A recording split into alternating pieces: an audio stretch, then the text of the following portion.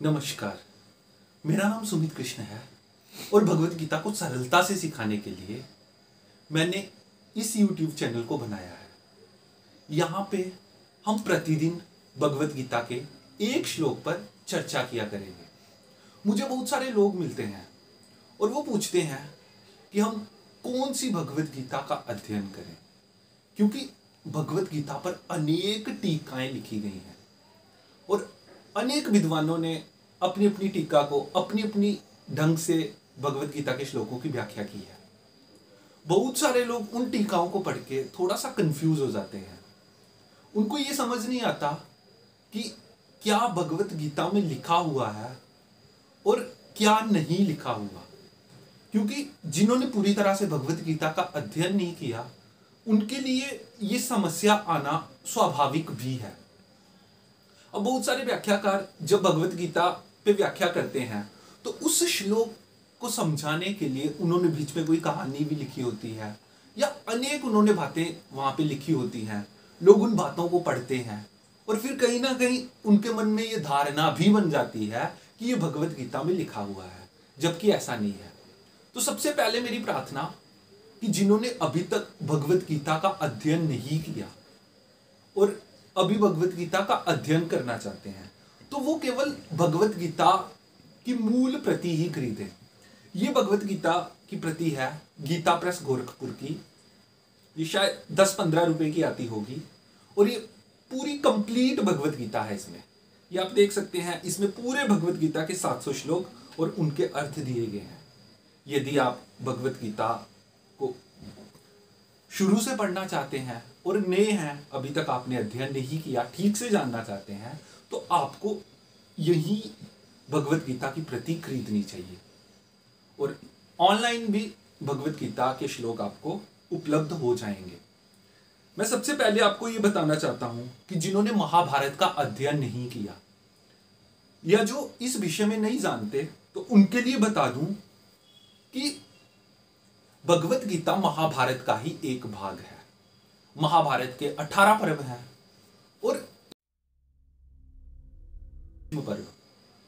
भीष्म पर्व के 13वें अध्याय से लेकर 42वें अध्याय तक एक भगवत गीता पर्व है और उसी भगवत गीता पर्व के 25वें अध्याय से लेकर 42वें अध्याय तक ये जो 18 अध्याय हैं, इन्हीं को भगवत गीता कहा जाता है।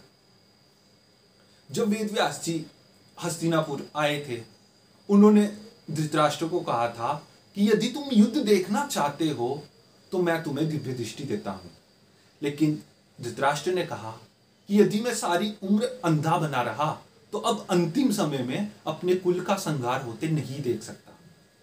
तो धृतराष्ट्र के कहने पर वो दिव्य दृष्टि वेद व्यास जी ने संजय को दी थी। तय समय के अनुसार युद्ध प्रारंभ हुआ था और संजय भी हस्तिनापुर से कुरुक्षेत्र आए थे।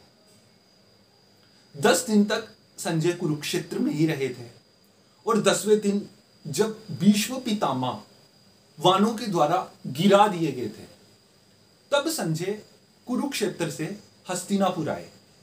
और जब धृतराष्ट्र ने संजय से युद्ध का पूरा वृत्तांत बताने को कहा तो संजय ने युद्ध संबंधी सारी बातें बताना प्रारंभ किया।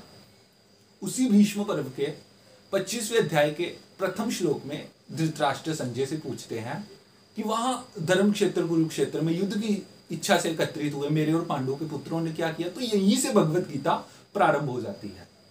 तो कल से मैं प्रतिदिन एक वीडियो बनाया करूंगा, उसको इस चैनल पे अपलोड किया करूंगा। एक श्लोक पे हम चर्चा किया करेंगे। यदि आपको कुछ समझ ना आए तो आप प्रश्न कर सकते हैं कमेंट बॉक्स में। आप जो प्रश्न करना चाहें उस श्लोक से संबंधित वो प्रश्न कीजिए, उसका उत्तर बताने का मैं प्रयास करूंगा। और इस चैनल पे केवल भगवत गीता के श्लोक ही पोस्ट किए जाएंगे। भगवत गीता के अतिरिक्त ये चैनल और किसी उद्देश्य के लिए नहीं बनाया जा रहा। तो मेरी आपसे प्रार्थना है कि आप इस चैनल को सब्सक्राइब कीजिए और ज्यादा से ज्यादा अपने मित्रों के साथ शेयर कीजिए, क्योंकि बहुत कुछ भ्रांतियां हमारे समाज में ऐसी फैल चुकी हैं जिनका हमें पता नहीं है। अभी बी आर चोपड़ा जी का महाभारत देखा और दूसरा स्टार प्लस पे भी एक महाभारत चल रहा है, तो उसमें बताया गया है कि संजय जब भगवत गीता का वर्णन कर रहे हैं तो वो धृतराष्ट्र को लाइव वर्णन कर रहे हैं। अर्थात वहां पे भगवान कृष्ण अर्जुन को भगवत गीता सुना रहे हैं और इधर संजय धृतराष्ट्र को सुना रहे हैं, जबकि ऐसा नहीं था।